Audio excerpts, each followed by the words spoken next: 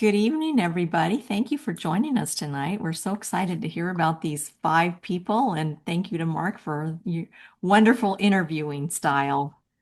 So, our mission, Helping Parents Heal, is a nonprofit organization dedicated to assisting parents whose children have passed. Through support and resources offered, we aspire to help individuals become shining light parents, meaning a shift from a state of emotional heaviness to one of hopefulness and greater peace of mind. HPH goes a step beyond other groups by allowing the open discussion of spiritual experiences and afterlife evidence in a non-dogmatic way. HPH affiliate groups welcome everyone, regardless of religious or non-religious background, and encourage open dialogue. Attendance at this meeting is voluntary.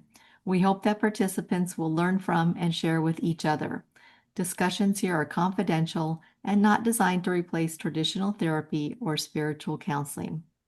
Helping Parents Heal offers a wide variety of speakers, allowing parents to learn about many possible ways to heal. This includes presenters covering progressive topics such as afterlife evidence and connecting with children who have passed. The views expressed by our guest speakers may or may not reflect the opinions of Helping Parents Heal leaders and members, so we ask that you take from their presentations whatever may benefit you personally. Welcome, everybody. Thank you very much, Lynn. Yes, welcome everyone, those who are watching live and those who will be watching the recording. I assume that you've had one or more children in your life pass, and I'm very sorry for that. The worst of the worst for humans. However, at the same time, I'm glad that you found this group, or you at least found this video, and you are learning more about taking a higher energy path, finding the blessings, sharing them with others, and so on. And we'll be talking about that during these interviews. It's a sacred honor to interview these amazing parents who have had one or more children pass. They are now serving others as affiliate leaders and or caring listeners for the Helping Parents Heal organization. And to learn more about that group and the roles they play, visit helpingparentsheal.org. These parents have gone through the dark night of the soul, at least much of the time, and are now powerfully helping others. They are, or at least becoming, what we call shining light parents. That term describes parents who are shifting to really knowing that their child is in a realm characterized by love, peace, joy, and gratitude. And part of really knowing that is to choose, as much as possible, higher energy thoughts, words, and actions. Taking this awakened path helps the parents and those they serve to heal and positively transform. Their higher energy approach also creates greater meaning to their child's passing and makes their kids more proud and happy in the realm they're living in. And we have multiple and independent medium reports that is so. It's a triple win. However, it's actually much better and bigger than that. The meta impact of many parents becoming shining light parents, finding the silver linings and sharing them with others, can shift our world and create widespread conscious living that helps all people and our planet. So that's what we're about. And our first interview today is with Elise. Welcome, Elise. Hello, hi. Thank you for doing this. It's amazing just to Yeah, be part my of this. pleasure. Yes. So tell us about your dear Ava, please. Yes, Ava is my only child. She's the greatest joy of my life.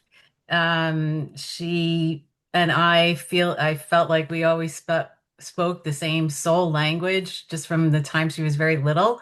She had this way of looking deeply into my eyes, but certainly and anyone else's eyes. She made very conscious contact with people just from a very young age.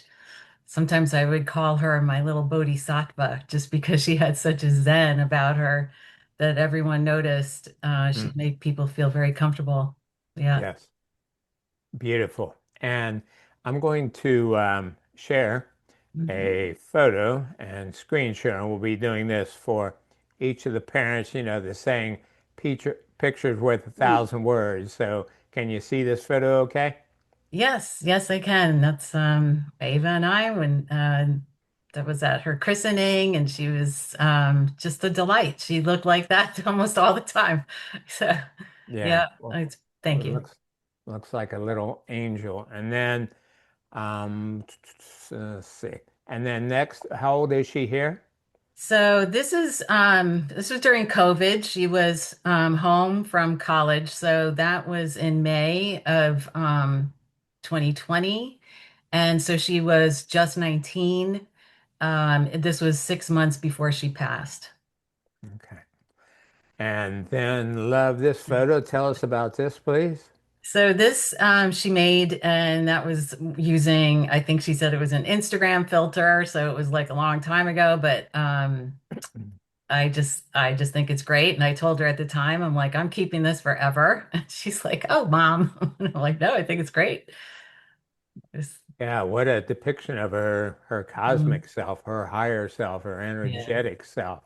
right. And then this beautiful picture of you too. How Yeah. long before she changed worlds was this Oh, taken? from that time, I'm not sure. I'm trying to look at the date. No, that's not the right date, but that would have been on a trip that we took probably, I'm going to guess and say probably 2015, and she passed in 2020. So that was probably 5 years before. Okay.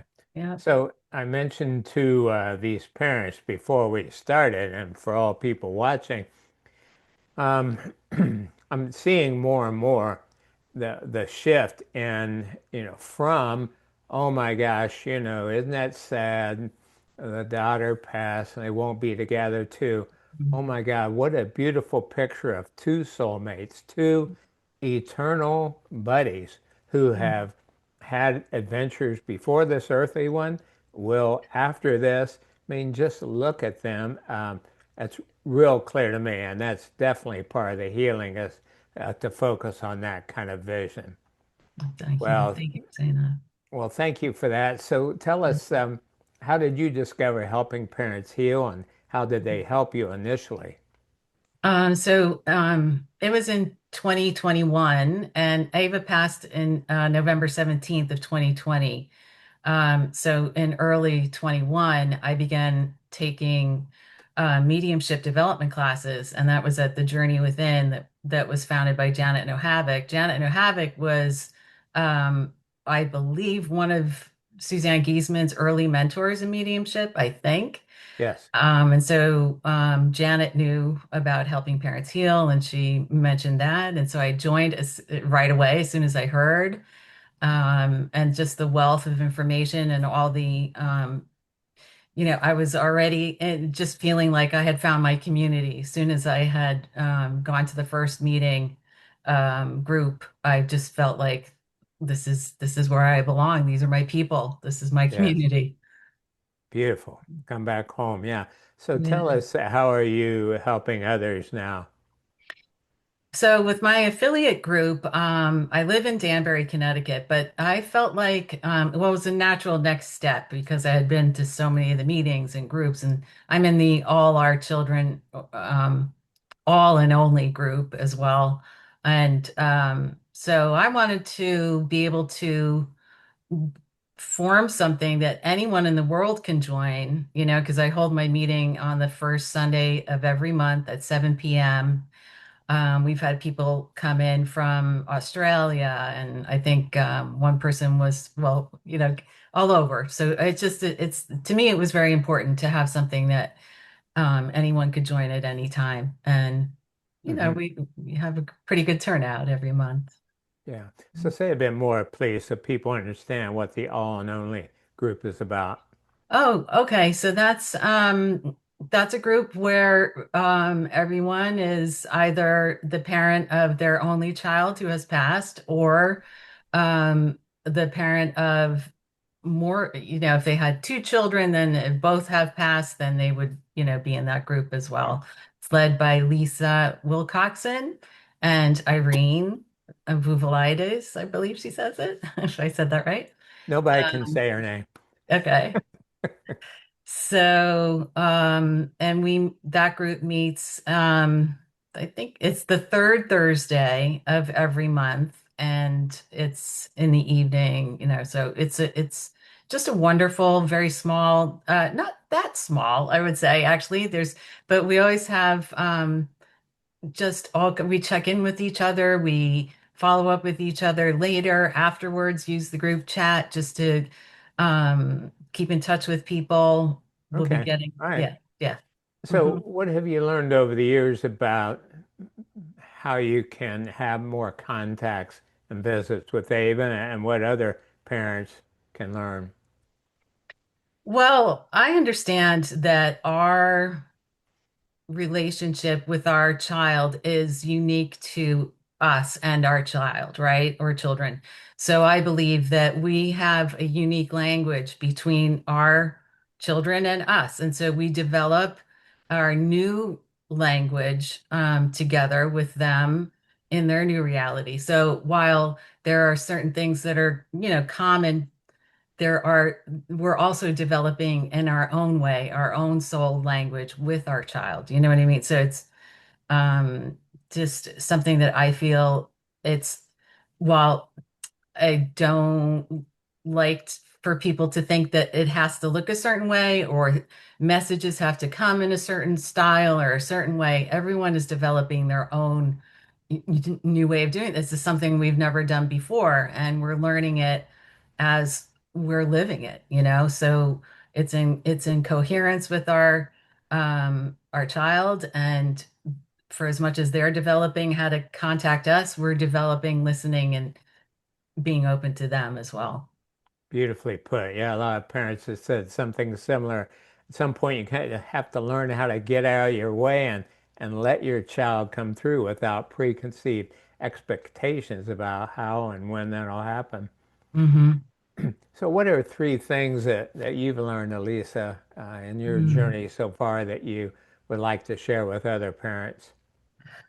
That love continues while our child or children are not embodied. They are right here. They're right with us. The love continues between us. They're in a different realm. I like to think of it as a Venn diagram. So while there's, part of my existence, there's part of Ava's, and then we all overlap in what I call the Venn diagram.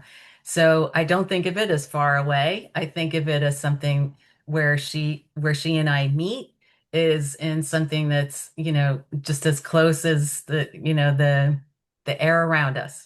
So um that's that's my newest way of describing it. I also feel like they are developing, like I said, we're developing our language, and it's very new to us, but we have to keep the faith and believe that we are developing it in the way, and just to trust and to put aside the doubt. Good deal. Yeah, I love the Venn diagram. I've never even thought about that. There's Thank you. actually some clinical evidence that that exists. I discuss in article number 75 at soulproof.com about multi-location parallel realities. Mm, And just real quickly, on average, humans only need about 40% of their soul's energy to mm, manifest an earthly experience. So that means about 60% of who and what you are is somewhere else, part of it at least, a big part of it back home, and probably with Ava right now. So yeah, there's your part on earth, there's her part in spirit, but then there's a part that overlaps. In that sense, you two are together in just a real way as this seems real. Well, thank you for that.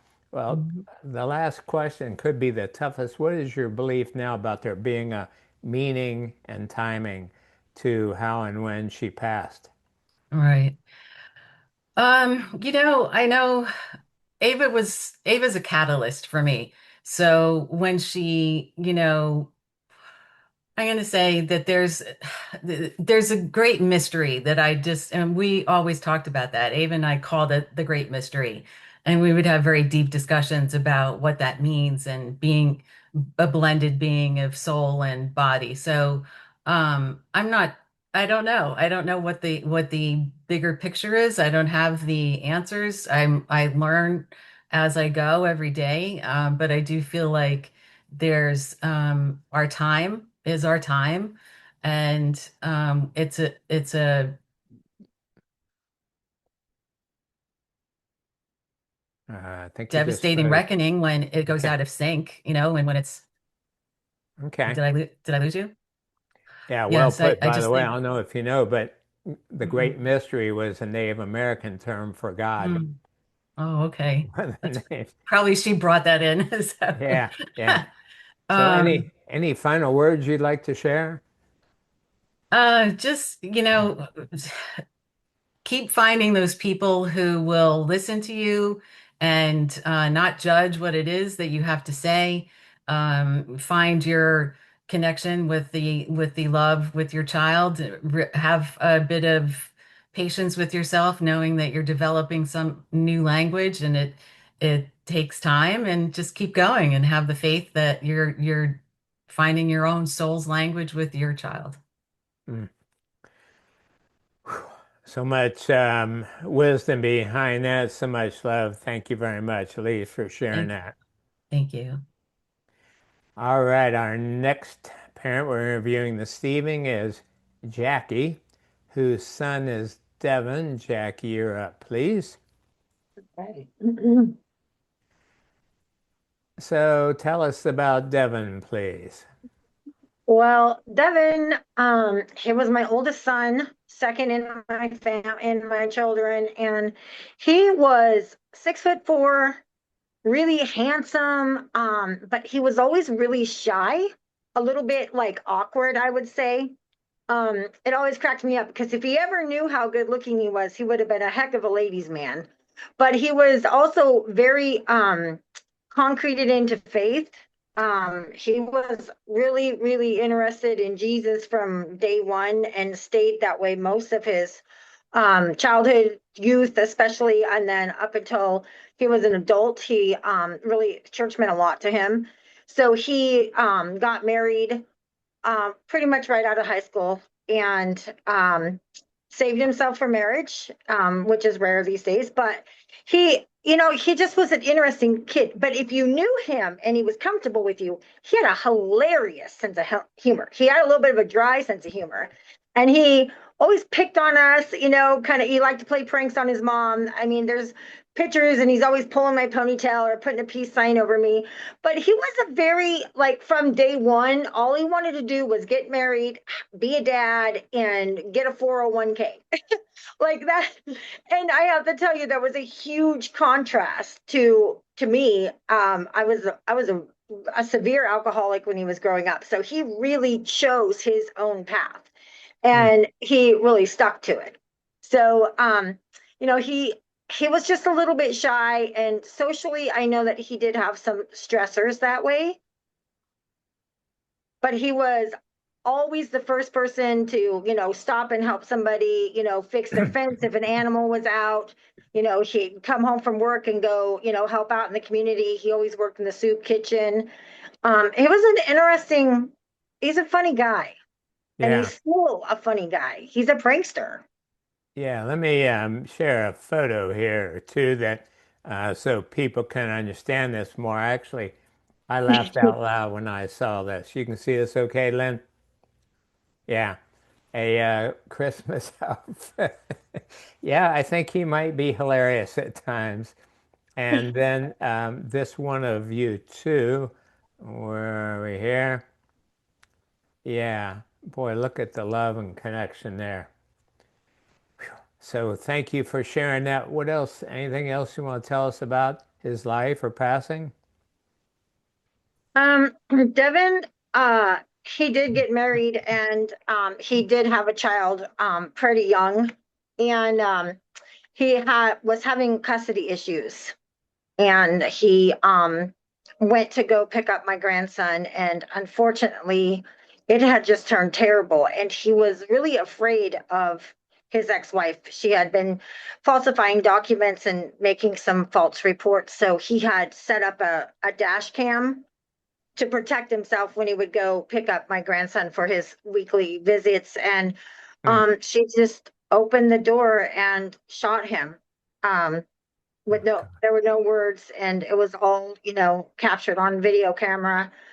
And I know that that's a hard, that's a hard thing for people to hear, and, and it's a hard thing to go through. But I try really hard, um, to remember him and to remember his life and to remember what a good dad he was. I mean, he literally lost his life fighting for his son. That's how bad he wanted to be a dad. Yeah. Well, thank you for sharing that. And what year was that he changed worlds? December 16th of 2022. 22. Okay. Oh, Lord. By the way, I should mention that I worked in hospital for 6 years, and I interviewed every person that came through there who had been stabbed or shot or fallen off really high heights. And each one of them said the same thing. They said it felt like a punch, and then that was it, nothing else. So hopefully that helps you realize, they didn't suffer. And I wrote an article about that. By the way, it's near the end of my list at soulproof.com. So how did you discover helping parents heal, and how did they help you initially? I was 8 months into my journey. I was obviously changing belief systems, because when something like that happens, you just know that your child isn't actually gone, no matter what your previous belief system was. There's just something in you that just knows, it looks, it starts to search. And I actually found Suzanne Giesman before I found Helping Parents Heal. And I was able to go on her Alaskan cruise, where I was a roommate with one of your affiliate leaders, Barb Roth. And that's how I was introduced to Helping Parents Heal. We actually were bunked together, and I met Kelly Worth, who was your affiliate leader for North Carolina and beyond. And I really found hope. I mean, don't get me wrong, I was so miserable, but I were around all these other parents who, unlike me, they were a little step ahead, and they were able to say, like, I spoke to my child today, I got this. And I was very uncomfortable with it during that stage. But something about just being surrounded by people that have had your experiences to one degree or another, and who were open and who were sharing what they were receiving, showing me that your relationship can continue. It was I just honestly thank God for it, because I don't know that I could have gotten through what I got through without the support system I found. And at Great. that point for me was the North Carolina Helping Parents Heal group. Great. And then you made the shift. When, and describe, please, how you're helping others. Um, I would say, kind of like Elise, I was working on healing techniques. I discovered Reiki healing energy. I became a Reiki master, and my like intuition and things sort of just really opened up, and it just kind of exploded that way. So I was working on things like that, and it was just a gradual, step to want to help others. Your Barb Roth gave me a Reiki session during that time I was her roommate, and it was the first reprieve I'd had in 8 months. And so I wanted to do that for other parents. So that was one way. And then I have to say that I was at your conference in 2024, and there was no group for anybody whose child had their life taken by somebody else specifically. And it was so interesting. Everywhere I went, I was like magnetized to, another mom or another set of parents. And we would like be stuck in the elevator together or in the bookstore together. And it was just like energy that just drew you together. And they'd all had children that had been killed. And I just knew at that point, I was like, wow, we really do need our own group. And so I've been advocating for that for quite some time now, actually. And Good. we were able to reach out and get a group put together with Irma and Doryce. Beautiful. Thank you. So what have you learned? How can you detect signs and visits, and what can you share with other parents, family members seeking to do the same? Well, I agree about, I think it's a very unique experience, and everybody's going to have a different way that that they hear from their kids. One of the main things that I know when I'm connecting with Devin, it's the way it feels in my body. It might not make sense logically. You might think it's your imagination, but I promise that your body feels different. It vibrates a little different. And it's kind of like what lets you know, like, whoa, okay, this is something different. With Devin and I, we do a lot of automatic writing. He came through. I thought that I was just making up, writing what I thought he would say if he were still, here with me. And it turned out, that it was him. I just hear him. He tells me what to say. I write it down. And so I've connected with him that way a lot. And then there are times when I connect with Devin where I just feel warm. I just feel a color. And then sometimes I can feel, him like pulling my hair, joking with me, so it's kind of interesting, the way that the different ways come through, but if you're open to it and you are learning a new language. And so it's really important, to just let things transpire and try not to just, I was terribly about doubting it and cutting it off. My poor kid worked his butt off to get my attention. Okay. Well, thank you for that. It's invaluable for others. What are three things that you've learned so far that you would like other parents to know? I learned that it doesn't, let me word this correctly. I learned that, and you're allowed to grieve. Grieving does not stop the connection to your child in spirit.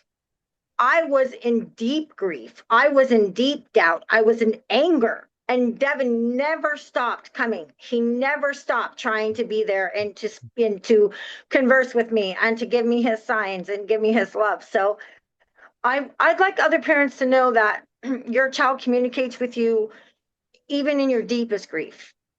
And I think another thing that I'd like other parents to know, in because this is coming from me and my background, you don't have to be some polished spiritual teacher or being in order to communicate with your child.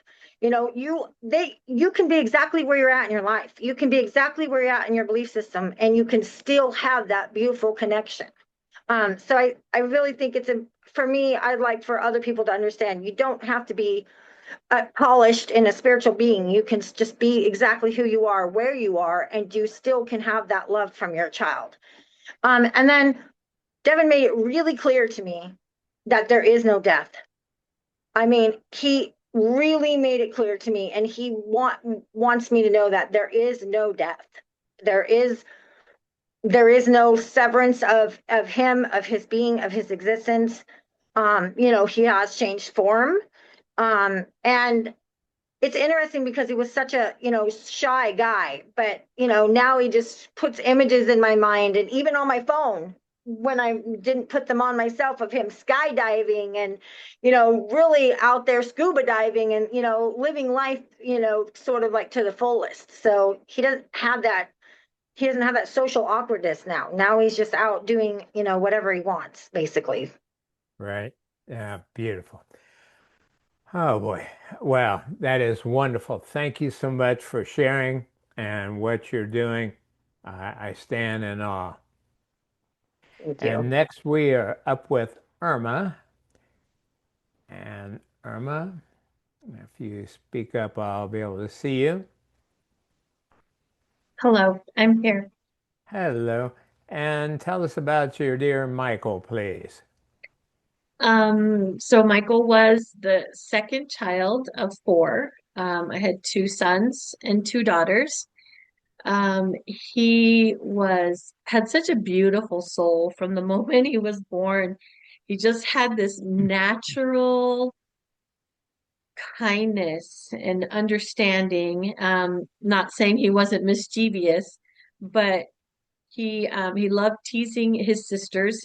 He nicknamed them Stinks 1 and Stinks 2, which drove them insane because, they thought they smelled bad, but they didn't, Um, and then he had just a wonderful brotherhood with his older brother. Those two were, two peas in a pod. They shared the same room growing up. They rode bikes together. They, even as adults, they worked in the same workplace, and they shared an apartment as young adults. And so they just, he just was really kind of a butterfly. He just went with the flow.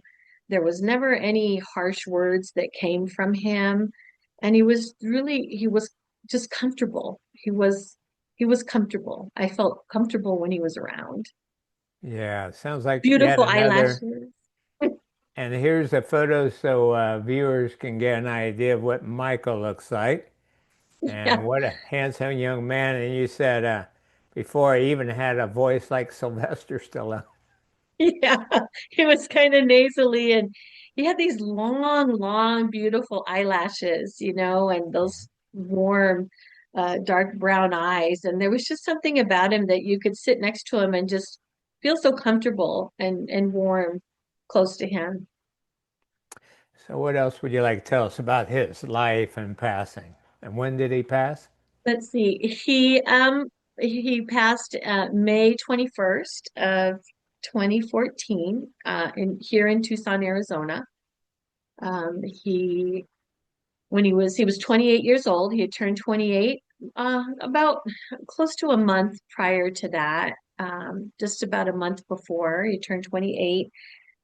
Our family were big BMX enthusiasts, so Michael rode his BMX bike as a young kid and an adolescent and even into adulthood.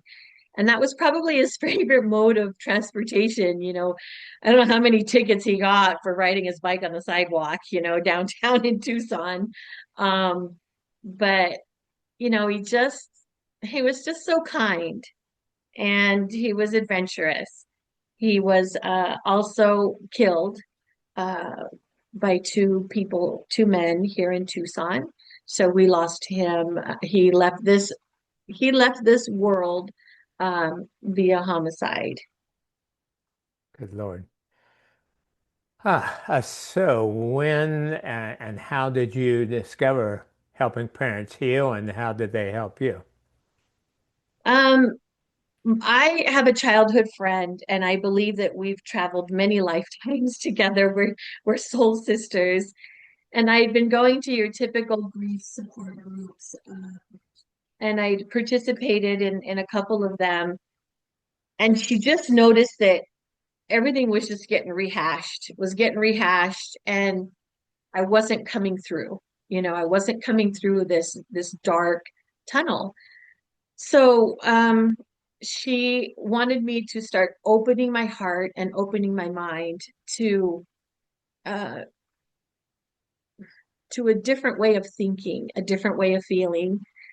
We went on a couple of retreats in Sedona where she connected me with with a spiritual medium and channeler.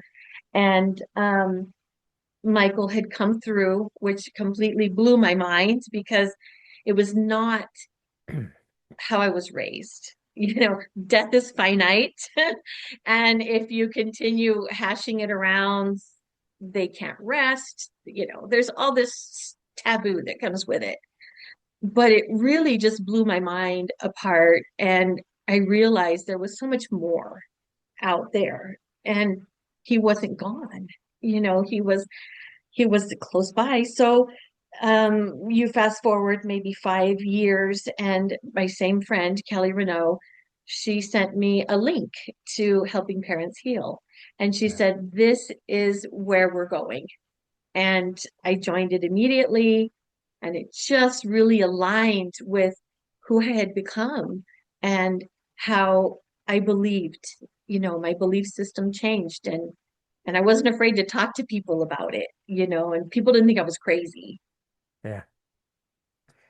And here I Well, if you're am. crazy, there's a lot of us who are crazy. So tell others how you're serving now, please, through HPH. So I joined HPH Tucson, and there's a affiliate group here in Tucson, and I went to that, and I was the only one that had lost a child through homicide. So they had suggested and told me that there was a lot of subgroups, and maybe I could find one that I could join also for those of us that are on the same, path and understand the loss. So I reached out to Elizabeth in a message and I said, hey, is there a group that offers, this kind of connection? And she said, it's very interesting because there's been another member that's been interested in starting a group like what you're talking about. We don't have one yet, but I'd like to introduce the two of you. So she introduced me to Doryce. And then about 3 days, 4 days later, she said, there's another person that wants to serve as well, Jackie Rubio.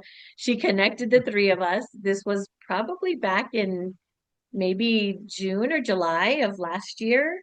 And we wanted to serve to be able to give parents hope that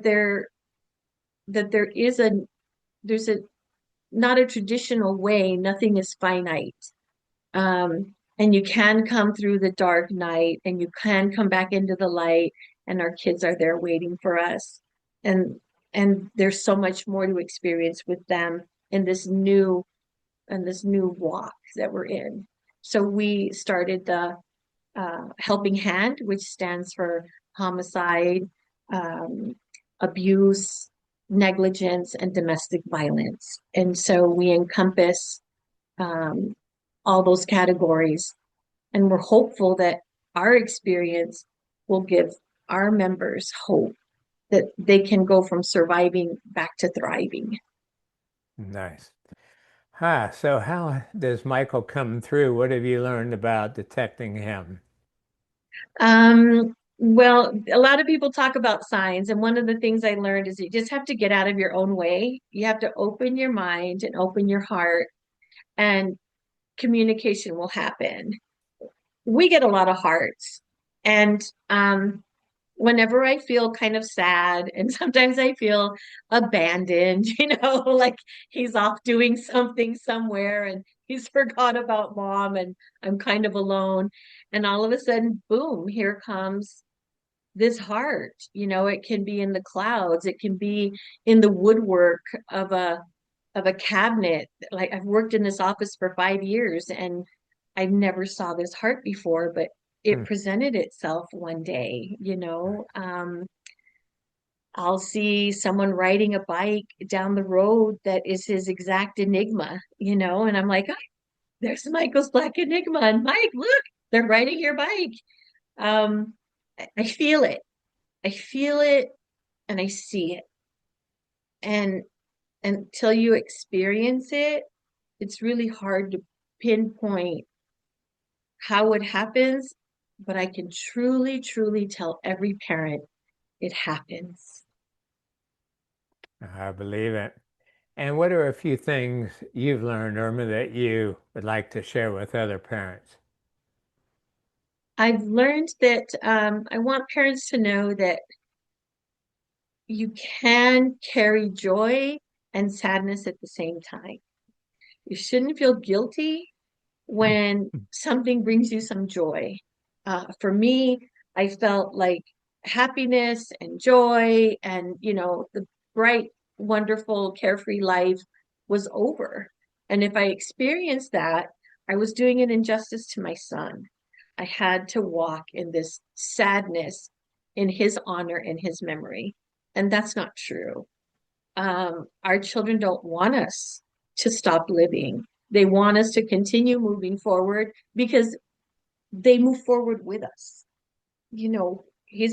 My son is not left behind. He participates, he's aware, he is with us in everything we do. And as we move forward as a family, he moves forward with us. And guilt has no place in our lives. Our kids don't want us to be guilty. The ones that are living and the ones that are in spirit as well. Um, I also want people to know that your family is still a family. You're still intact. It just looks different from the traditional family. So don't ever think that your family is torn apart. You're not a group anymore. You're not a tribe. You are. It might look a little different, but it's together and it's intact. And probably most importantly is just that love never, ever, ever ends. It doesn't have a boundary. I never thought that my love could extend across the earth into the heavens and back, but it does. Well, that's a good one. Somebody make a note of that, please. Yeah. Wow. I'm Beautiful. sorry. No, Thank that's, you. say that one more time, please. You never knew that your love. Could extend across the earth and into the heavens and back. Wow. And love has no boundaries, and it's always, always there. Yeah. Well, I don't think we can do any better than that. We have to move along anyway. Thank you so much. That was Thank wonderful. you. Thank you, Yeah. Mark. Whoa. Doris, you are up, please, dear.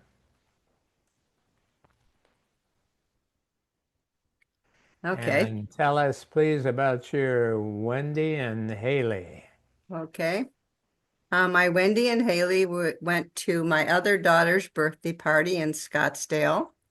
And on their way home, a 26-year-old college student, 3 times the legal limit, ran into the van, killing Wendy on site.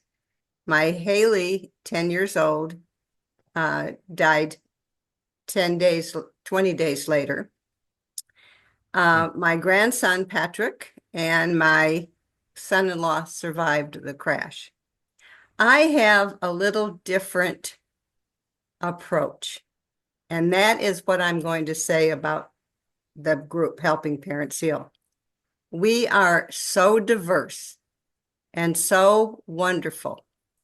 My first approach with Helping Parents Heal, which I may not be going in order, Mark, but I'm going to share it with you. I met Elizabeth at a restaurant called Mimi's. Well, excuse me. Before you go, let's let viewers understand what these two beautiful souls look like. Okay, yes, please. I just can't quit smiling at this photo. Tell them about this, please.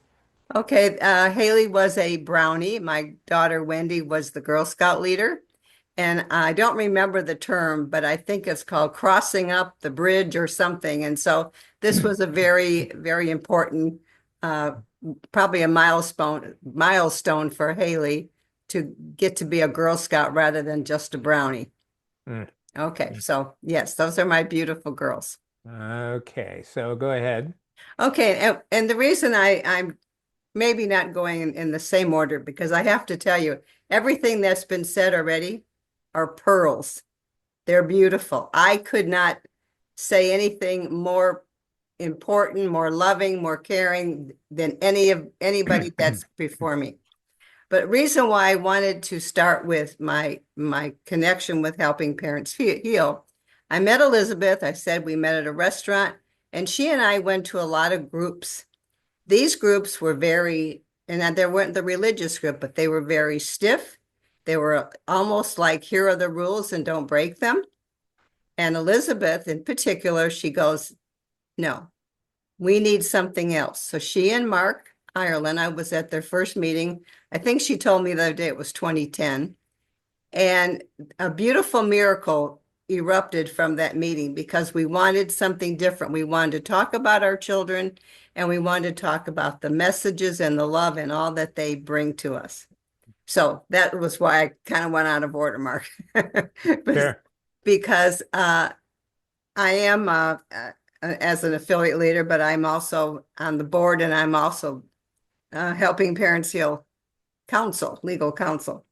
Right. And one of the things when the mission statement was written, we wanted it to be broad enough that everyone knew that it's not a cookie cutter. This is not an organization where you have to all believe and agree the same thing.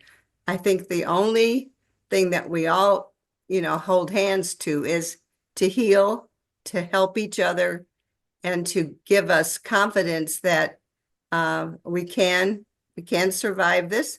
I thought, and I think I can say this for all of us, there were times when I did not think I would survive the death of my Wendy, my first child, my Haley, my first grandchild. I could not love them anymore. And to have somebody take their life and take Patrick's mommy and sister away. And I do a lot of things with Mothers Against Drunk Drivers. And one of the things, and again, I'm probably not following the exact script, but it's a little different. You've earned it. You've earned it. You just go ahead and All rip. right, You're Mark, doing thank great. you. So when I do the Mothers Against Drunk Drivers, I do something called the Victim Impact Panel. And these are individuals who've been convicted of a DUI and a judge has ordered them to come to this class. And I have a picture of, a video of Haley and Wendy and the family, and having to design a grave for them, and what clothes to choose for their cremation. Real life things, okay? Mm-hmm. But I end my video and my presentation with this, and that is my little Patrick, 8 years old, asked me, he said, "Grandmommy, who would you bring back from heaven, my mommy or Haley?" I said, "Oh, Patrick, if only one, I guess I'd bring back Haley." He goes, "Me too, Grandma. She didn't give to live very long." Oh. So when I have the anger, I have the compassion, and all that you've heard tonight, I embrace everyone. But I think you can still not like what happened or accept what happened. But that doesn't close the door for you for healing. But you don't have to say it's okay. And that's my concern was with other organizations. There was a book of rules, and you certainly never said, I found a US penny at the Vatican, or a 1994 penny, which was the year Haley, who would be now 32 years old. Those are beautiful messages, but the real message is, and I think we've heard this already, they love us, and they do all the wonderful things they can. Even now, 22 years later, my girls are always telling me, or sometimes hiding pennies. I'm probably now, with there no more pennies, they might move up to nickels and quarters. I don't know, but as it is. So again, I know I went out of order in the presentation, but I think what is so important to the listeners. It's right. Irma and Jackie, we all individually went to Elizabeth. We know Devin and Michael and Wendy and Haley got us together, and Yeah. we're not in, I wouldn't say, but the cause of our death and their deaths, we didn't have to just deal with, and I shouldn't say just, I don't mean to limit it, but there's that extra element. We've usually got media attention, and we also had to deal with the person that caused their death in a courtroom, in a judicial system. So again, there's no easy way, and I don't even want to imply that, but there is just that extra element that, and I think we can all agree that we don't always think it's fair, even that, and again, we anybody that watches a TV show and you think it's, the good guy's going to win. No, that's not the case. So, Mark, go ahead with your questions. I'm sorry. Well, you're one of the original group, so you just get so much leeway with me. But I would like to hear what you can share with others about detecting signs and visits from loved ones. It's, well, let me say this.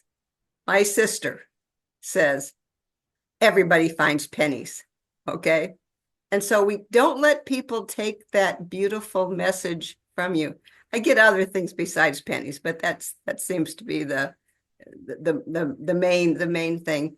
But I feel them. I get X's in the sky, and here's, I think probably everybody already realizes, you just know.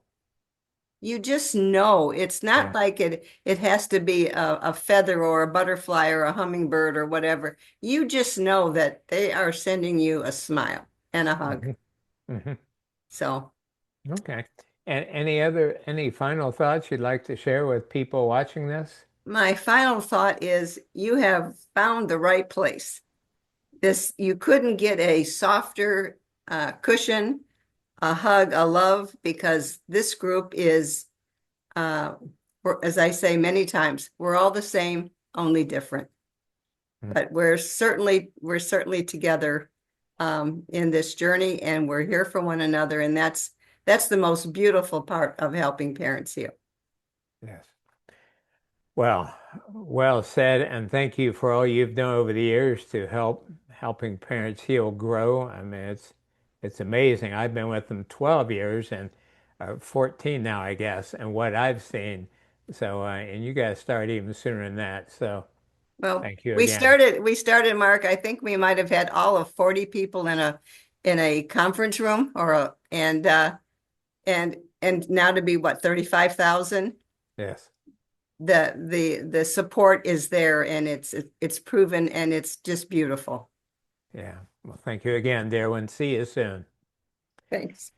All right, Bunnee, you're up. And if you speak, we'll be able to see you. Okay. Okay. So, welcome and tell us about your Jamie, please. Well, Jamie, I don't know, he always has been a stinker. Um, from the time he was born, he just really was. Um, but always a lot of fun. Loves sports more than anything. He was 44 when he transitioned. Which caused a lot of anger. He went through a really nasty divorce. Um, and yeah, caused a lot of anger, anxiety, through all that time. And at one point in time, this was a few years before, he had told me that he was not going to live a long time. And that just kind of sets you back a little bit, and I don't know why he thought that, but I guess they usually do know.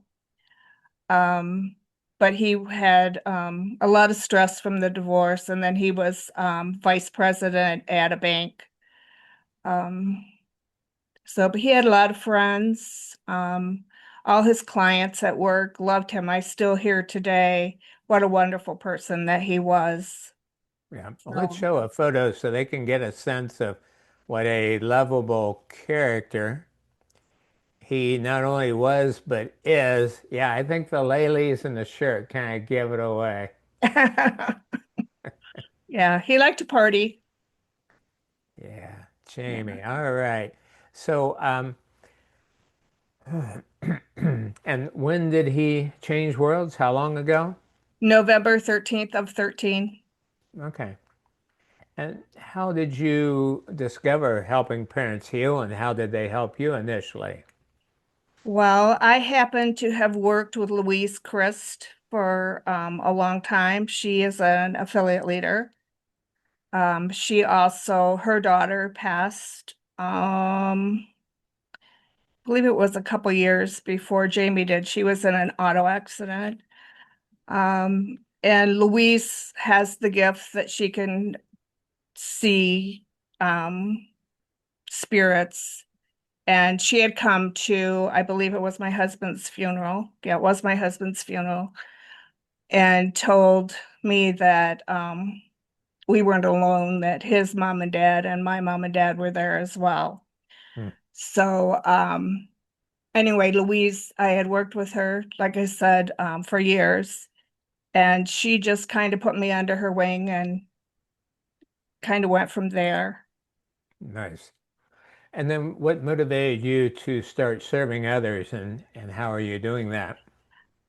I just, I don't know. Because I've had people tell me they don't understand how I can do what I'm doing because I'm also working at part-time at the funeral home as like a greeter for visitations.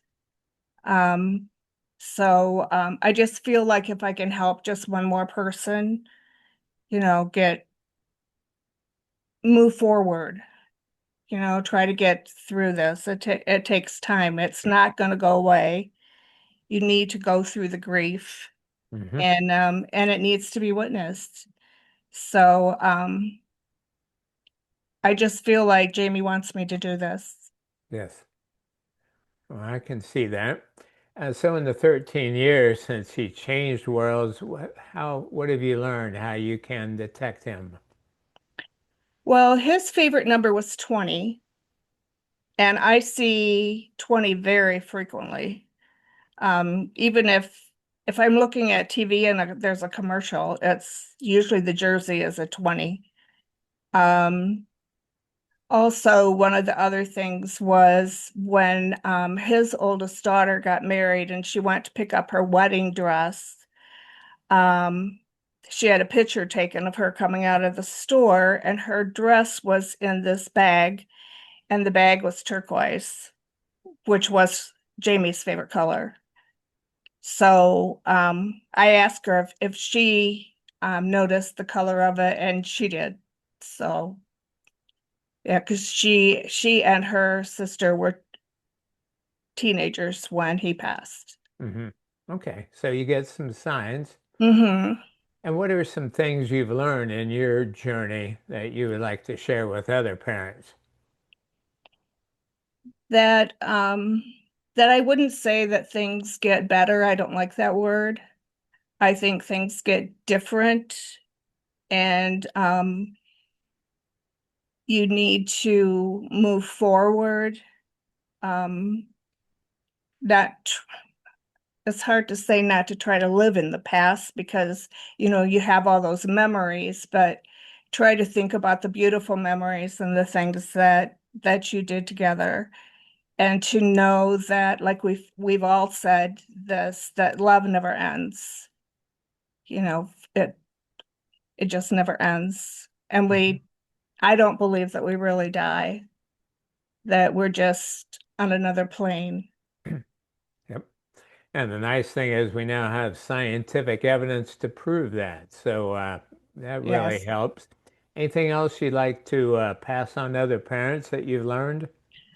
um just to always have hope, that one day in his time we will be together again. um I think that's really about it. I think a lot's been said tonight, so Yeah, well, that's beautifully said. How about the question of there being a timing and a meaning to when and how he passed? What are your thoughts on that? um I have trouble with the meaning. I think the time, I've taken some classes with David Kessler, and I think that it's in its right time.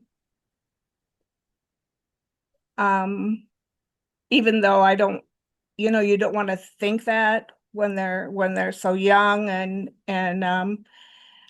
just like the children that 8 years old, 2 years old, whatever, they've not really lived what we would love to have them live, um, a long, beautiful life. But their work is done. Yes. So um, I don't know. I don't know. Yeah, well, actually, you do know. And thank you for sharing, by the way, about his precognition that he wouldn't be here for long. That's actually fairly common for both parents and the kids that passed. And one of the reasons for that is that soul time and earth time aren't aligned. Some mediums say that events are known 6 months ahead in the spirit world before Mhm. they transpire on earth. So, yeah, thanks for bringing it up. Well, to you and to all the parents, thank you so much for your love, your courage, sharing this. This is going to reach a lot of people and help them. And to those watching, again, know that helpingparentsheal.org is the website. We have so many different resources, caring listeners, so you don't have to suffer in silence. You don't have to go through this alone. And you've just met 5 amazing moms who are there serving in different ways. So let us know how we can help. Until we see each other again, God bless and let it shine.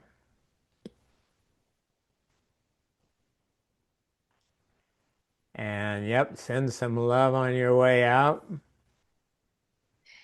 Thank you. Thank you, everybody. Thank you, Mark. Sending lots Thank of love. you. All right. Bye, See everybody. you at the conference. Thank Definitely. Come you. say Yeah, hi. super job. See you there. All right. Bye. Bye.